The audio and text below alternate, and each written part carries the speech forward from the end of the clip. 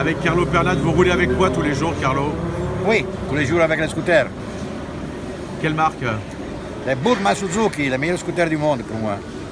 Une moto que votre fille a eue, ou un scooter, ou un deux roues? Toujours les Aprilia. Elle était la responsable de presse Aprilia quand j'étais le responsable de l'équipe. Et aujourd'hui même avec cette Aprilia. Une moto que vous regrettez d'avoir donnée ou vendue? Ah, la 250 de Biaggi quand elle a gagné le championnat du monde.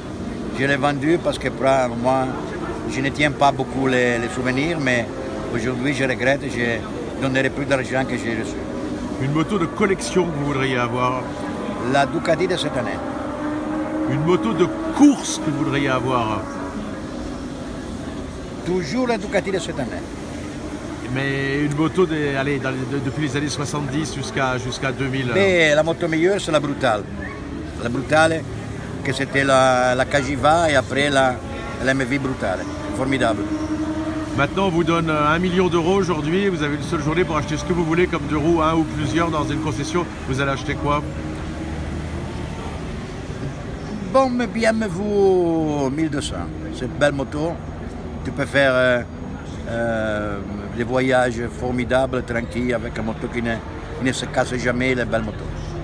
Dans 10 ans, vous prenez votre retraite, vous êtes tranquille dans l'endroit au monde que vous préférez, vous gardez un seul deux roues, vous gardez quoi?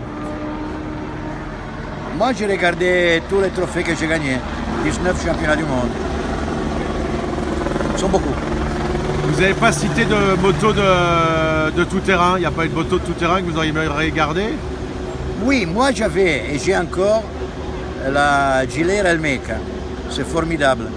Quand j'étais dans l'équipe de Gilera 79 jusqu'à le 84, et l'Elmeca Gilera, c'était vraiment une belle moto d'enduro, un des meilleurs motos du monde.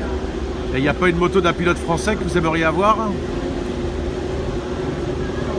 Bon, moi, quand j'étais avec Cagiva, il était vraiment de belles motos enduro de Cagiva qui roulaient beaucoup les Françaises. La moto du Oriol? La moto du Bertoglione, c'est un mythe.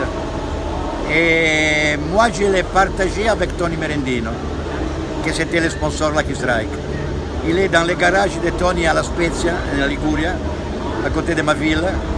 Et parfois, nous faisons des dîners ensemble et on regarde ces motos. Et on regarde des moments vraiment unforgettable.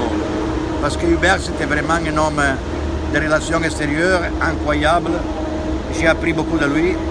Et c'est un homme formidable, un pilote incroyable.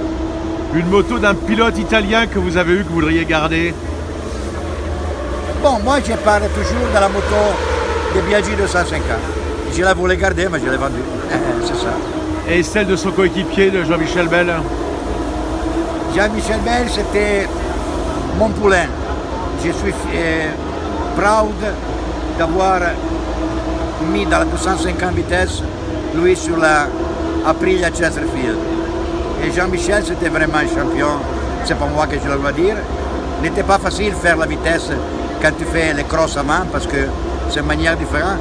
Mais il a fait un podium avec moi et je pense que Jean-Michel, c'est vraiment un grand pilote, un homme parfait, humble surtout.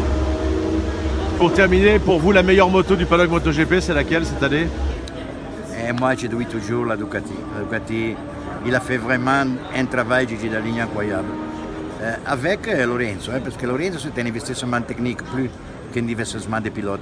Il a donné beaucoup d'informations du châssis de Yamaha, de la part cycle, et je pense que Gigi il a fait un bon travail. Malheureusement, il a terminé les rencontres entre les deux, mais c'est comme avoir mis 24 millions d'euros pour faire un moto.